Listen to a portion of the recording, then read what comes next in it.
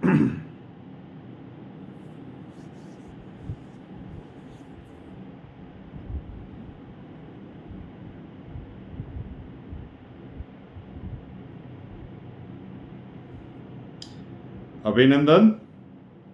आभार और बहुत बहुत स्वागत है दोस्तों ज्योतिष विज्ञान के इस ऐतिहासिक चैनल पर। और मैं हूं आप सबका एस्ट्रो दोस्त रुपेन आर शाह।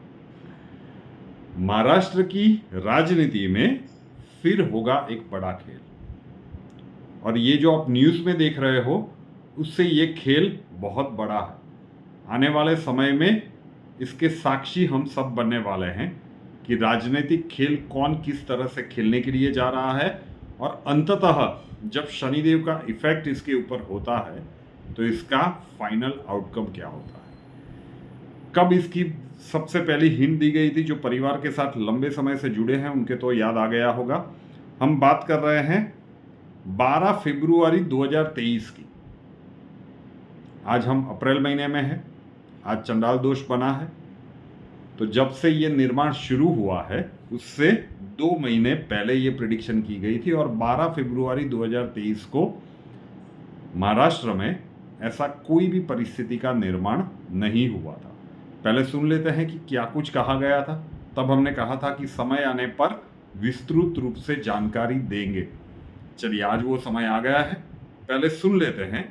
प्रिडिक्शन थी आने वाले समय की 10 सबसे बड़ी और आश्चर्यजनक भविष्यवाणी। आखिरी प्रिडिक्शन नंबर 10। ये वो प्रिडिक्शन है जिसके पीछे तो यहाँ पे बहुत कुछ हुआ था। महाराष्ट्र की बात कर रहे हैं।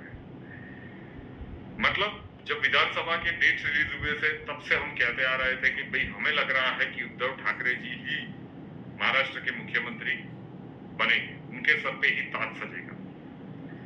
देवेंद्र फडणवीस जी ने तो मुख्यमंत्री पद की शपथ भी ले ली थी, फिर भी हम कहते आ रहे थे कि नहीं नहीं नहीं, पिक्चर अभी बाकी है।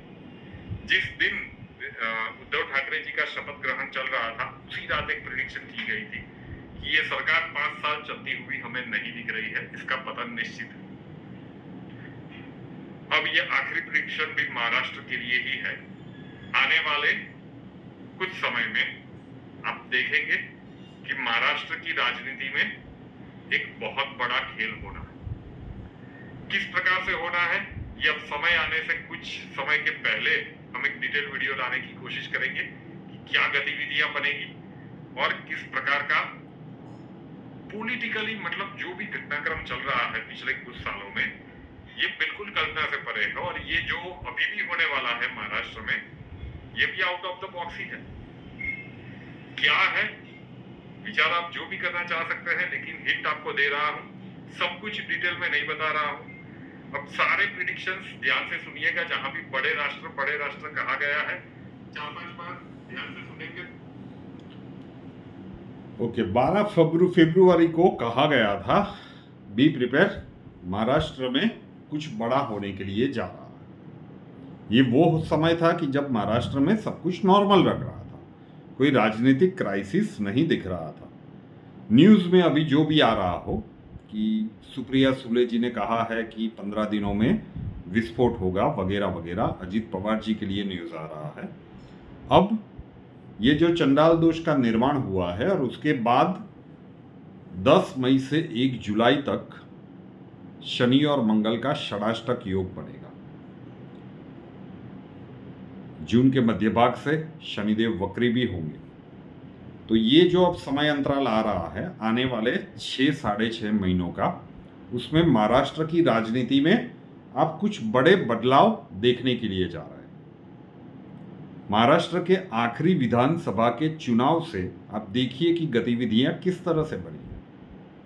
उद्धव ठाकरे जी चुनाव भी नहीं लड़े थे, मुख्यमंत्री बन गए। नाटकीय रूप से मुख्यमंत्री पद गंवाना पड़ा, पार्टी हाथ से गई, सिंबल हाथ से गया। एकनाथ शिंदे जी अचानक से राइजिंग सुपरस्टार की तरह मुख्यमंत्री बन गए। देवेंद्र फडणवीस जी मुख्यमंत्री बन गए थे, उसके बाद उद्धव ठाकरे जी मुख्यमंत्री बने, दूसरी बार भी बनना तय था, और अचानक एकनाथ शिंदे जी को मुख्यमंत्री बना दिया गया। तो क्या ये प्रिडिक्शन सिर्फ देवेंद्र फडणवीस जी मुख्यमंत्री बन सकते हैं उसके बारे में है? कई लोग इस प्रकार की अवधारणा ये वीडियो देखते देखते मन में रख रहे हैं। जी बिल्कुल नहीं। वो जो भी होगा, महाराष्ट्र में अब आने वाले समय में जो राजनीतिक खेल होने वाला है, शब्दों को ध्यान से सुनिएगा, ये एक लंबा प्रोसेस है, लेकिन एक और राजनीतिक दल का अधःपतन आप देखोगे। एक ऐसा नेता जिसे भारतीय राजनीति में चाणक्य कहा जाता था किसी समय पे, उस नेता के बारे में ये कहा जाता था कि हारने वाली बाजी वो खेलता ही नहीं। एक ऐसा नेता महाराष्ट्र की राजनीति का जिसके लिए कहा जाता था कि वो किंग बनना नहीं चाहता, वो किंग मेकर बनना चाहता है। सरकार किसी भी की हो, किसी भी पार्टी की हो, लेकिन उस सरकार को उस नेता की बात माननी पड़ती थी। ये उस नेता का दबदबा था। महाराष्ट्र की राजनीति में आज भी वो कद बहुत बड़ा है, लेकिन अब समय कुछ करवट ले रहा है। जो उद्धव ठाकरे जी के साथ हुआ है, यही घटनाक्रम अब उनके जन्मांक में यह अवस्थाएं दिखा रही है कि आने वाला समय उनकी पार्टी के लिए और व्यक्तिगत रूप से उनके लिए समय थोड़ा सा लंबा है। इसकी शुरुआत आप आने वाले 6 महीनों में देख लेंगे। कौन जाएगा, कौन मुख्यमंत्री बनेगा, ये एक अलग विषय है। हम यहाँ पे लॉन्ग टर्म कह रहे हैं कि जिस नेता की इतना बड़ा रुतबा था भारतीय राजनीति में, वहाँ पे कुछ बड़े धमाके होने के लिए जा रहे हैं। बिल्कुल कल्पना से परे बात लग सकती है। आशा रखता हूं कि आप समझ गए होंगे कि हम किन की बात कर रहे हैं। हम बात कर रहे हैं महाराष्ट्र के कद्दावर नेता शरद पवार जी की। हम बात कर रहे हैं एनसीपी की। आने वाले समय में एनसीपी के लिए हमें समय ठीक नहीं दिख रहा है।